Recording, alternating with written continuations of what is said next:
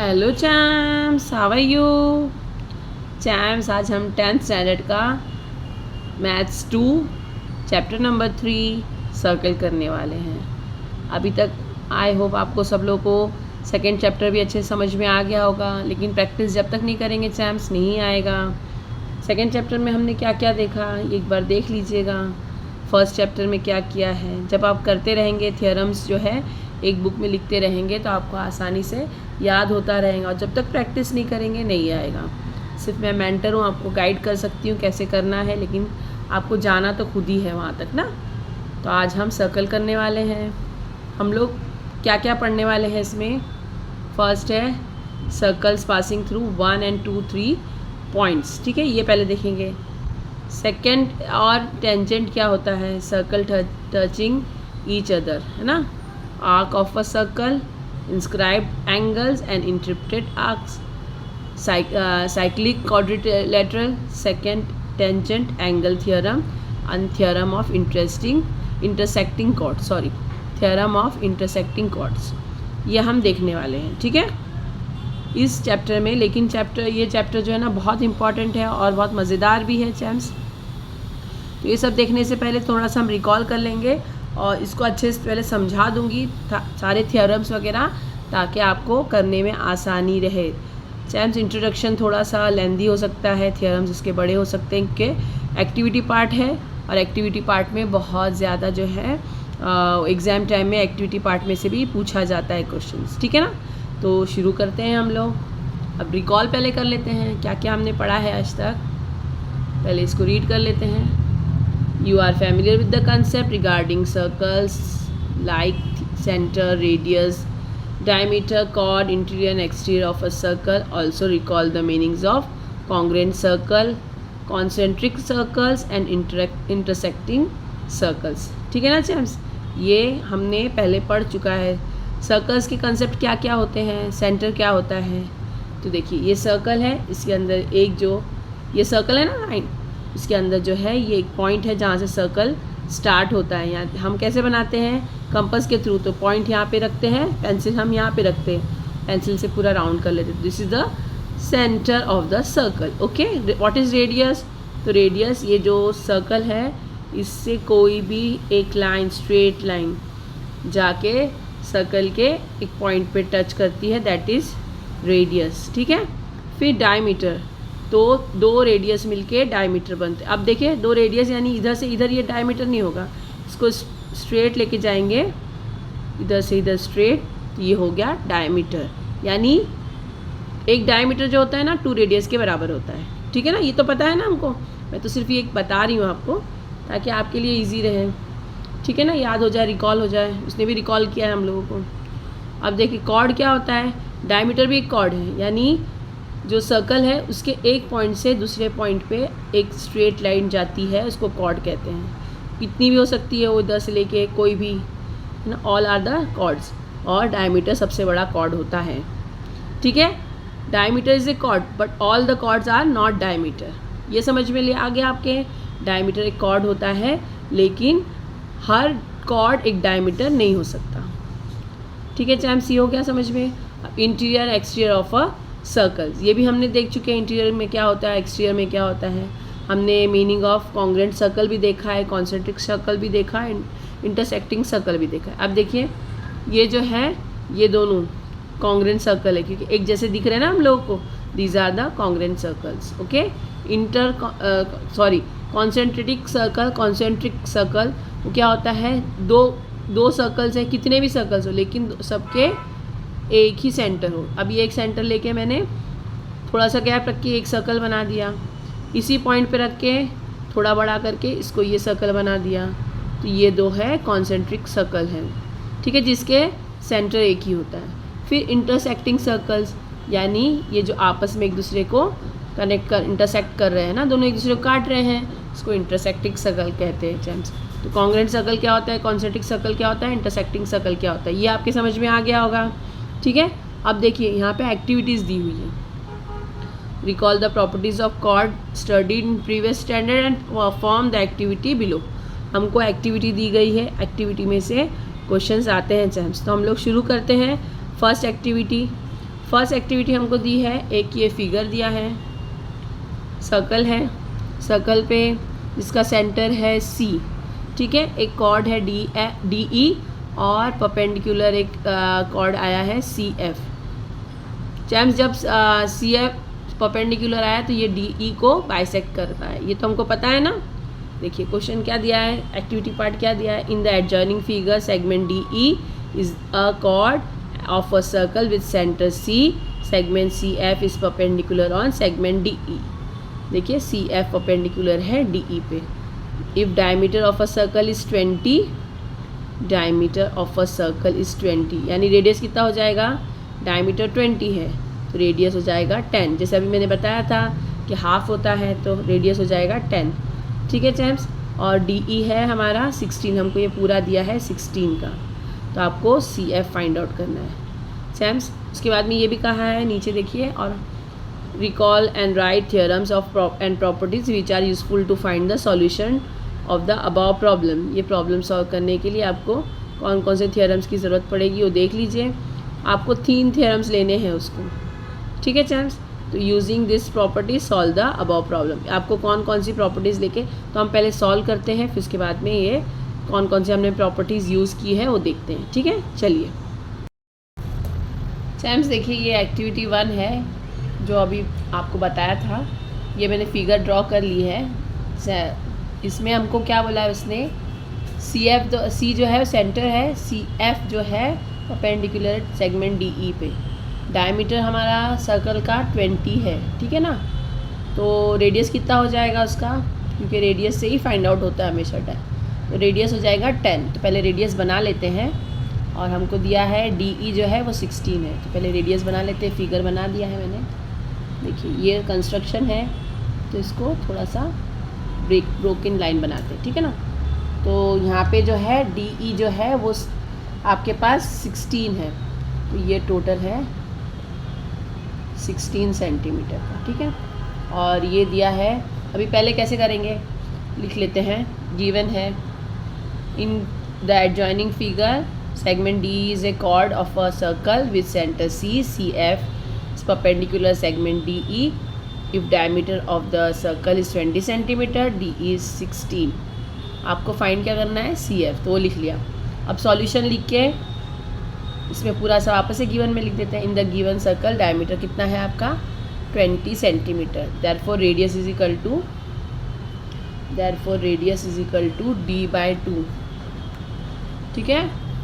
D/2 diameter का half होता है, तो D/2 इज इक्वल टू 20 है डायमीटर हमारा, 20/2 यानी 2 1 2 2 1 2 10।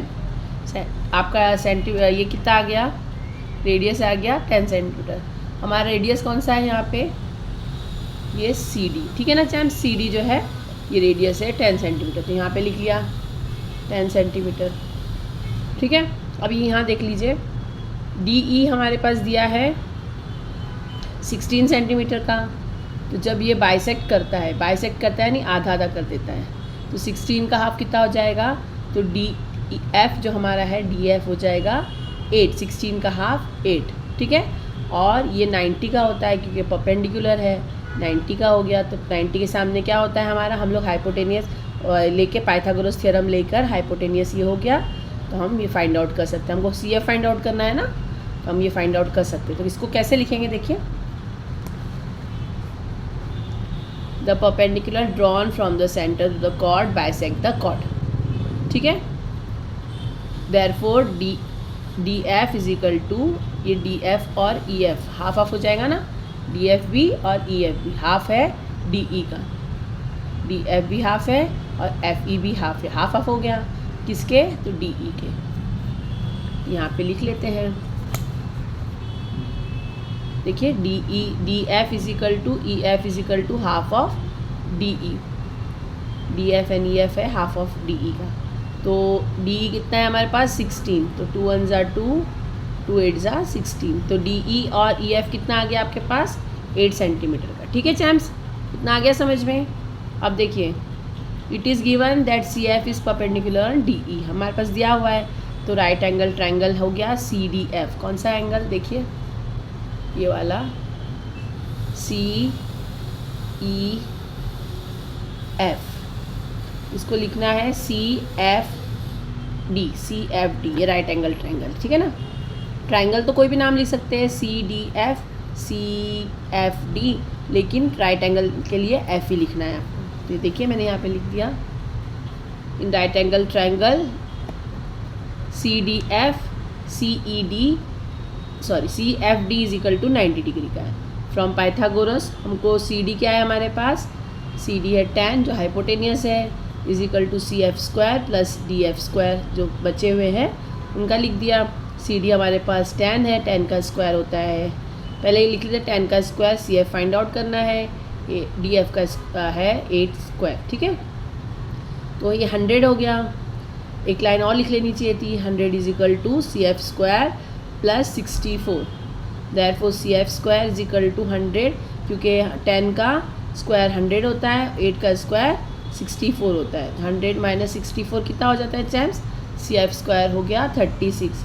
हमको सी एफ फाइंड आउट करना है, तो 36 का कितना हो जाएगा, स्क्वायर रूट निकालेंगे तो 6 हो जाएगा चैम्स, ठीक है। ये हमने एक्टिविटी की है, ठीक है ना चैम्स। हमको ये एक्टिविटी करने के बाद में अब कौन कौन से थियरम्स हमने अप्लाई किए हैं, तो देखिए हमने कौन कौन से थियरम्स अप्लाई किए पहले देख लेते हैं इसमें, फिर उसमें लिखना भी हमको।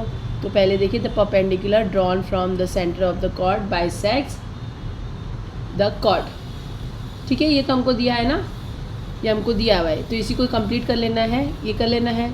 उसके बाद में यहाँ पे लिखना है रेडियस का वाला जो है, radius is the half of the diameter, हमने ये भी अप्लाई किया ना, radius is the half of the diameter, ठीक है। और ये वाला थर्ड वाला ये हो जाएगा right angle triangle Pythagoras theorem जो हमने अप्लाई किया है। तो ठीक है, लिख लेते हैं इसका। ये समझ में आ गया चैम्स आपके कैसे करना है, ठीक है। जो लिखना चाहते हैं लिख लेते हैं, जो स्क्रीनशॉट ले लीजिए ताकि आप लिखने में आसानी रहे आपको। देखिए चैम्स, तो मैंने यहाँ लिख दिया है the perpendicular drawn from the centre to the chord, आगे लिखा है बाइसेक्ट द कॉर्ड, ये हमने अप्लाई किया था ना। फिर दूसरा है radius is the half of the diameter, ये भी इसकी प्रॉपर्टी है, ठीक है। थ्योरम अप्लाई हो रहा है ये। और लास्ट वन हमने क्या अप्लाई किया था, पाइथागोरस थ्योरम। तो हम क्या लिखेंगे, circle right angle triangle form on the chord we can apply Pythagoras theorem. Champs, तो ये हमारी फर्स्ट एक्टिविटी कंप्लीट होगी। आई होप समझ में आ रही होगी। ये इसलिए ज़रूरी है कि आगे भी आपको आसानी से समझ में आएगा।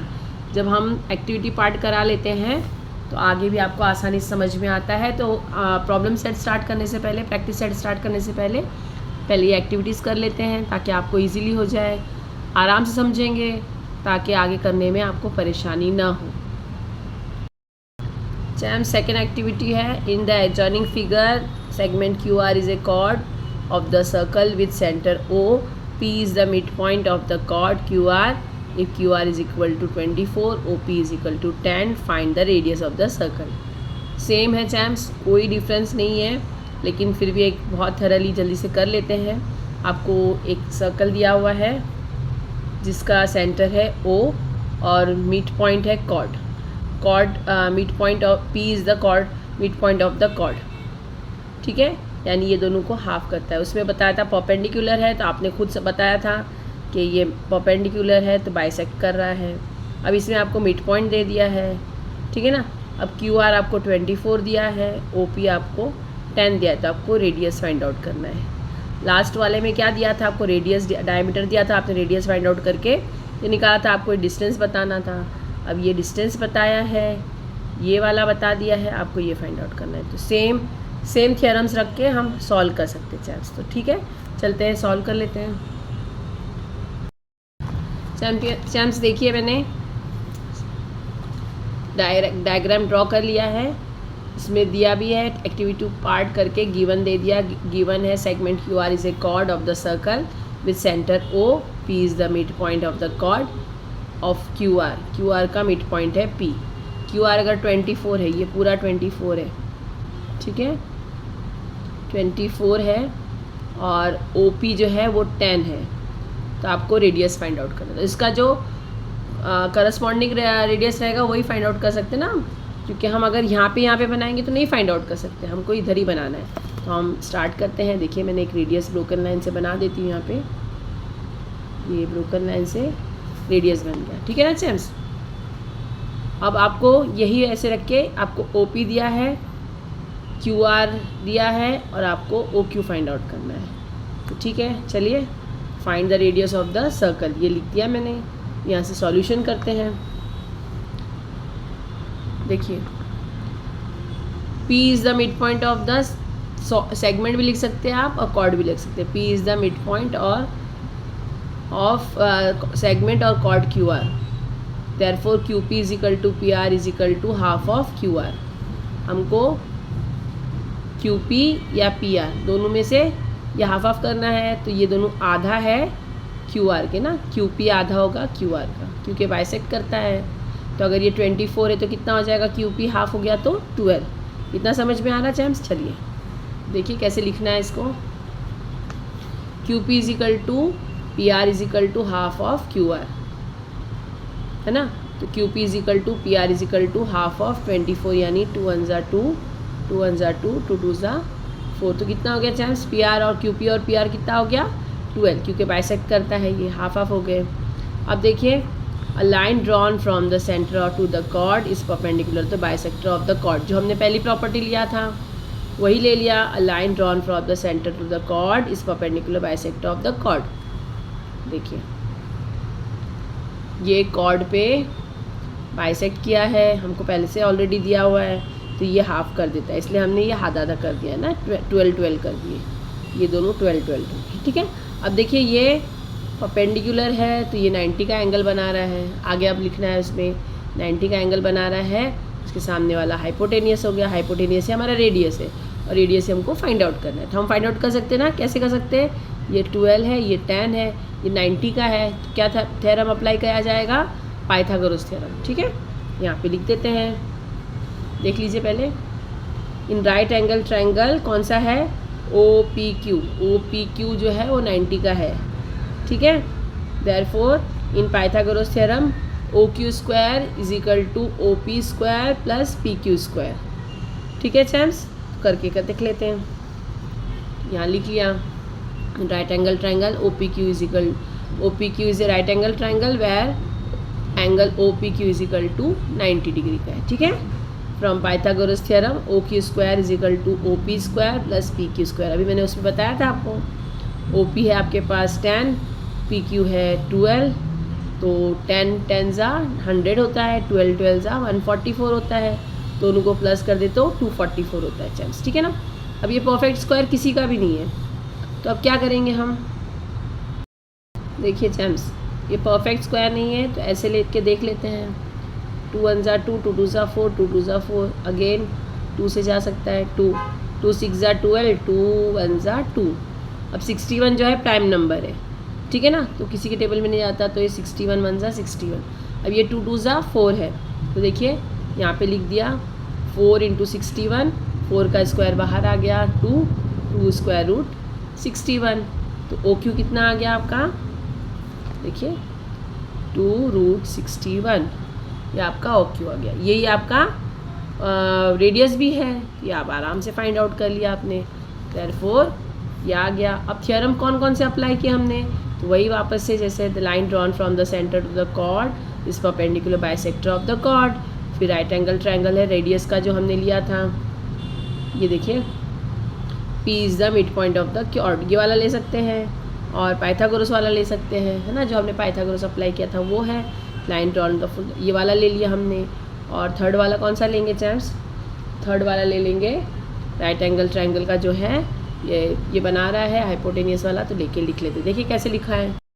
देखिए चैम्स, इसमें 2 ही पॉइंट्स दिए हैं, तो क्या क्या हमको थ्योरम यूजफुल हुआ है? तो वही पहला वाला, line drawn from the centre to the chord is perpendicular bisector of the chord, ये लिख दिया मैंने। और second, the in right angle triangle to find the radius we apply Pythagoras theorem, Pythagoras theorem भी अप्लाई किया हमने। और जो है the line drawn from the centre to the chord is the bisector of the chord. I hope अच्छे समझ में आ गया ना आपको, ये भी इजी था। दोनों में सिर्फ यही फ़र्क था कि एक में जो है कॉर्ड ये डिस्टेंस फाइंड आउट करना था, और एक में जो है आपको रेडियस फाइंड आउट करना था। हमने सेम ही थ्योरम्स अप्लाई किए दोनों में भी और सॉल्व कर लिया। ठीक है, अब चलिए थर्ड एक्टिविटी देख लेते हैं। एक्टिविटी 3 क्या है हमारे पास? In the adjoining figure M is the centre of the circle and segment A B is a diameter. Segment MS is perpendicular on chord AD. Segment MT is perpendicular on chord AC. Angle DAB is congruent to CAB. ये हमको given है. पहले देख लेते क्या क्या given कैसे है. ठीक है, फिगर M में M is the centre of the circle, AB is the diameter. ये सेंटर है, ये डायमीटर है. ठीक है, और MS जो है परपेंडिकुलर है AD पे और MT है AC पे. ठीक है, ये दिया है हमको, यानी ये 90-90 के एंगल्स बना ले रहे हैं. इधर ही देख लीजिए, क्वेश्चन देखने से समझ में आ जाता है कैसे अप्लाई करना है, क्या अप्लाई करना है. और हमको दिया है DAB. ये जो एंगल है ये वाला है कॉन्ग्रेंट BAC के या CAB के. ठीक है चैम्प्स, ये आ गया समझ में आपके. देखिए अब क्या करना है, उसने ये भी बताया किस तरह से प्रूव करना है. To solve this problem which of the following theorems will you use. कौन कौन से थियोरम यूज़ करना है. लास्ट टाइम हमको पूछता था कि कौन कौन से थियोरम यूज़ किए हैं, और अब बोल रहा है कौन कौन से थियोरम्स यूज़ करना है.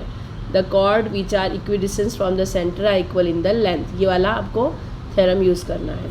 फिर congruents chords of a circle are equidistance from the centre. ये वाला भी यूज़ करना है. Which of the following test of congruence triangles will be useful. कौन से है? SAS, ASA, SSS, AAS और hypotenuse side test. Using appropriate test and theorem with the proof of the above example. ये आपको अब ये तीनों चीज़ बताना है उसको. ये वाला अप्लाई करना है, ये वाला अप्लाई करना है, और ये वाला बताना है कि किस वजह से ये हुआ है. ठीक है, चलिए ये आप फिगर समझ में आ गई आपके. चलिए करते हैं अभी एक्टिविटी सॉल्व. देखिए जैम्स, वो थोड़ा सा और भी आपको डिफ़िकल्ट लग रहा होगा कि अभी तक तो दो ही एक्टिविटी में सेम थियरम इस्तेमाल हुए थे और हो गया ये. इसमें थोड़ा सा और तिकड़म लग रहा है, लेकिन ये और इजी होगा. बढ़िया क्वेश्चन है, बने रहिए. करते हैं. चलिए एक्टिविटी 3 है. गिवन क्या है आपको वो लिख लिया मैंने. M is the centre of the circle and segment AB is a diameter. Segment MS is perpendicular on chord AD. Segment MT is perpendicular on chord AC. और angle DAB is congruent to angle CAB. ठीक है champs, आपको prove क्या करना है.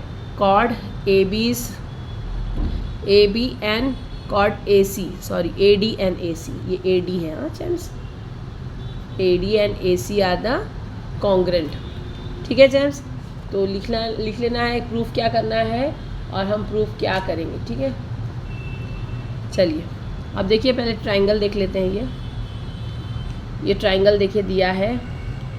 पहले तो हमको ये कॉन्ग्रुएंट दिया है. ठीक है ना, ये कॉन्ग्रुएंट दिया है. अगर DAB कॉन्ग्रुएंट है CAB के, तो एंगल तो यही आ रहा ना. ये ट्राइंगल अगर लेते हैं हम AMS और ATM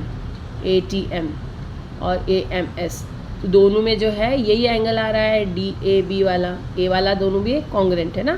दोनों तरफ से कॉन्ग्रुएंट है, तो ये कॉन्ग्रुएंट ले सकते हैं. और ये जो है 90 का है, तो ये 90 का हो गया. परपेंडिकुलर है ना, इस वजह से ये कॉन्ग्रुएंट है. प्लस देखिए ये एक एंगल हो गया, ये एक एंगल हो गया, ये के साइड हो गया. साइड कैसे हो रहा है? तो AM दोनों में भी है, तो कॉन्ग्रुएंट हो गया. इतना समझ में आ गया आपको. ठीक है, चलिए देखिए करते हैं. अब उसने जैसे बोला वैसे हमको करना है, वही लेके करना होता है चैम्स. आप अपनी तरफ से और कुछ नहीं डाल सकते हैं. उसने बोला इस तरह से सॉल्व करना है, तो इसी तरह से सॉल्व करना पड़ेगा. In triangle ASM and ATM, angle MSA is congruent to angle MTA. दोनों 90 के हैं. देखिए हमने ट्राइंगल ले लिया. पहले कौन से ट्राइंगल है? तो ASM और ATM, ये छोटे छोटे ट्राइंगल. ठीक है, इसमें जो है दोनों 90-90 के हैं, तो 90-90 के लिख लिया हमने. ASM या MSA और TMA. ठीक है, ये हमको MTA ये वाले. ठीक है ना जेम्स, तो ये लिख लिया 90 के हैं. और फिर जो है एंगल SAM और TAM, क्योंकि AA आ रहा ना दोनों में भी. DAB से लिखना है. DAB is congruent to CAB. ये देखिए यहाँ पे लिखा मैंने, इसलिए आहिस्ते आहिस्ते करा रही हूँ आपको कि समझ में आ जाए अच्छी तरह से. SAM और TAM, क्योंकि उनको दिया है DAB और CAB, तो उसका आधा ही है ना, ये देखिए आधा ये यहाँ से भी जाता है तभी ये एंगल ये आता है, ये भी ऐसे जाएगा तो यही एंगल आएगा, ठीक है। अब AM जो है वो कॉमन साइड है, तो AM जो है वो कॉमन साइड आ गई, तो from AAS test of similarity से कॉन्ग्रेंट कौन से एंगल है, ट्राइंगल है ASM एंड ATM, ठीक है। ये पता चला ना, दो एंगल्स है, एंगल 1 और एंगल 2, और दूसरी जो है वो साइड है, तो ये AAS टेस्ट ऑफ सिमिलैरिटी से ये कॉन्ग्रेंट हो गए दोनों, कौन से angle, triangle ASM and ATM। अब जब दोनों क्या कॉन्ग्रेंट है तो हम लोग क्या लिखते हैं, corresponding side of the congruent triangle. जब ये दोनों कॉन्ग्रेंट है, ये वाला हो गया, ये वाला हो गया, तो ये भी दोनों सेम होंगे ना चैम्स, congruent side of the corresponding side of the common triangle. यही हमको फाइंड आउट करना था, MS और MT, ठीक है ना।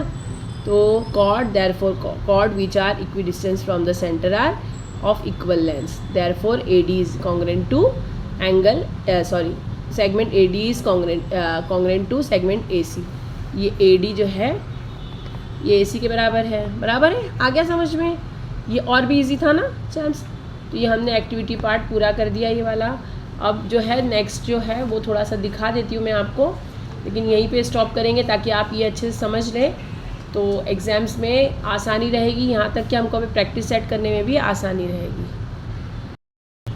चैम्स नेक्स्ट हमारे होंगे सर्कल पासिंग थ्रू 1, 2 और 3 पॉइंट्स, वो भी बहुत अच्छे से समझा लूँगी मैं आपको ताकि आपके लिए इजी रहे। फिर एक्टिविटी पार्ट में इसमें जो है ड्रॉ भी करना है, ये देखिए ड्रॉ भी है इसमें, तो इसलिए अभी मैं नहीं ले रही हूँ इसको, ताकि आपको ये थोड़ा सा समझ में आ जाए, तो ड्रॉ वाला भी करेंगे हम लोग।